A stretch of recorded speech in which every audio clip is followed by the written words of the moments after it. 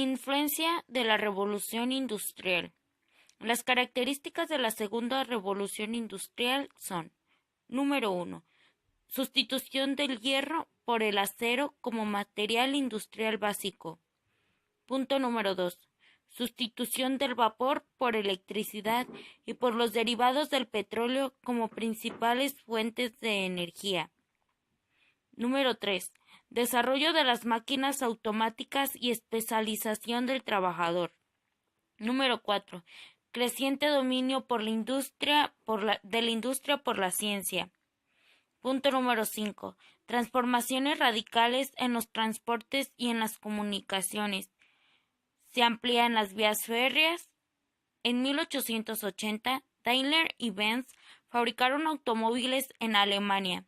Dunlop perfeccionó el neumático en 1888.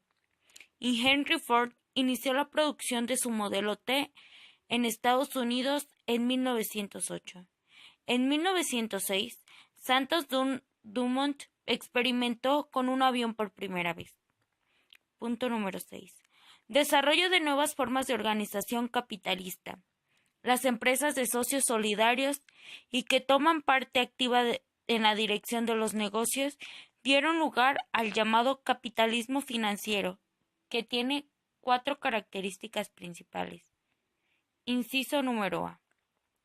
Dominio de la industria por inversiones bancarias e instituciones financieras y de crédito, como en el caso de la fundación de United States Steel Corporation en 1901 por la J.P.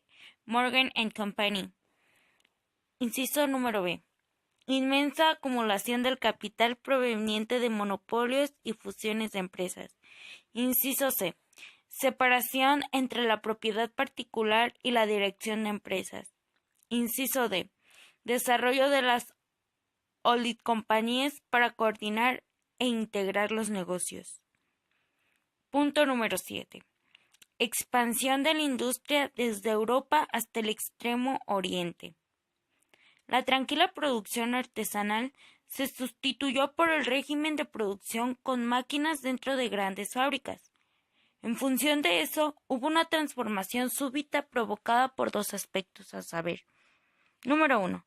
Transferencia de la habilidad del artesano a la máquina, para producir mayor cantidad con mayor rapidez y calidad, lo cual permitió una fuerte reducción en los costos de producción. Número 2. La sustitución de la fuerza del animal o del hombre por la potencia de la máquina de vapor y posteriormente del motor, lo que permitiría mayor producción y economía. El rápido e intenso fenómeno de la mecanización de los talleres para integrar otros mayores, que poco a poco fueron creciendo y transformándose en fábricas, el obrero fue sustituido por la máquina en aquellas tareas que podían automatizarse y acelerar el proceso por la repetición. Con el crecimiento de los mercados, consecuencia de la reducción de precios y popularización de los productos, las fábricas requirieron grandes contingentes humanos. El aumento de los recursos humanos fue acompañado de una exigencia de mayor calidad. La mecanización del trabajo, conjunto a la división de este y a la simplificación de las operaciones, por esto se sustituyeron los oficios tradicionales por tareas automatizadas y repetitivas que podrían ser ejecutadas por operarios no calificados con facilidad de control. La unidad doméstica de producción, el taller o artesanado en familiar, desapareció debido a la competencia súbita y violenta, y surgió un enorme contingente de operarios que trabajaban juntos en las fábricas durante jornadas de 12 o 13 horas en condiciones peligrosas e insalubres, lo que provocó accidentes en gran escala. El crecimiento industrial era improvisado y basado en empirismo. Al mismo tiempo, la intensa migración de la fuerza laboral de los campos agrícolas a los centros industriales originó un fenómeno acelerado y desorganizado de urbanización. El capitalismo se solidifica y aumenta el tamaño de una nueva clase social, el proletariado. Bajo el nivel de vida, la promiscuidad en las fábricas, los riesgos de graves accidentes y las largas jornadas de trabajo, en conjunto, permitieron la interacción estrecha de los trabajadores y una creciente concientización sobre la precariedad de las condiciones de vida y de trabajo, y de la explotación practicada por una clase social económicamente favorecida. Los conflictos entre la clase operaria y los propietarios de las industrias no tardaron en aparecer. Algunos países intervinieron en algunos aspectos de las relaciones entre operarios y fábricas y promulgaron las leyes laborales. En 1802, el gobierno inglés aprobó una ley que buscaba proteger la salud de los trabajadores en las industrias textiles. Los pastorales protestantes y los jueces locales vigilaban de manera voluntaria el cumplimiento de esa ley. A medida que los problemas iban agravándose, se promulgaban nuevas leyes. La organización y la empresa moderna nacieron con la revolución industrial gracias a diversos factores como la ruptura de la estructura corporativa de la Edad Media, el avance tecnológico y la aplicación del progreso científico a la producción, al descubrimiento de nuevas fuentes de energía y a la enorme ampliación de mercados. La sustitución de la producción artesanal por la industrial. El inicio de la historia de la administración fue una historia de ciudades, países, gobernantes, ejércitos y de la Iglesia. La revolución industrial provocó el surgimiento de las fábricas y la aparición de la empresa industrial, lo que causó los siguientes cambios en la época: surgimiento de fábricas y empresas industriales, sustitución del artesano por el operario especializado, crecimiento de las ciudades y aumento de la necesidad de administración pública, aparición de los sindicatos como organización proletaria a partir del inicio del siglo XIX. Algunos de ellos se legalizaron solo a partir de 1890. Inicio del marxismo en función de la explotación capitalista. Doctrina social de la Iglesia para contrarrestar el conflicto entre capital y trabajo. Primeras experiencias sobre la administración de empresas. Consolidación de la administración como área del conocimiento. Y comienzo de la era industrial, que se prolongó hasta la última década del siglo XX. Influencia de los economistas liberales. A principios del siglo XVII se desarrollaron varias teorías económicas centradas en la explicación de los fenómenos empresariales y basados en datos empíricos, es decir, en la experiencia cotidiana y en las tradiciones del comercio de la época. A finales del siglo XVIII, los economistas clásicos liberales obtuvieron la aceptación de sus teorías. Esta reacción hacia el liberalismo culmina en la Revolución Francesa.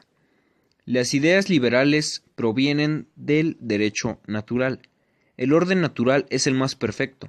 Los bienes naturales, sociales y económicos son eternos. Los derechos económicos humanos son inalienables y existe una armonía preestablecida en toda colectividad de individuos. Según el liberalismo, la vida económica debe separarse de la influencia estatal, pues el trabajo sigue, los principios económicos y la mano de obra están sujetas a las mismas leyes económicas que rigen el mercado de materias primas o el comercio internacional.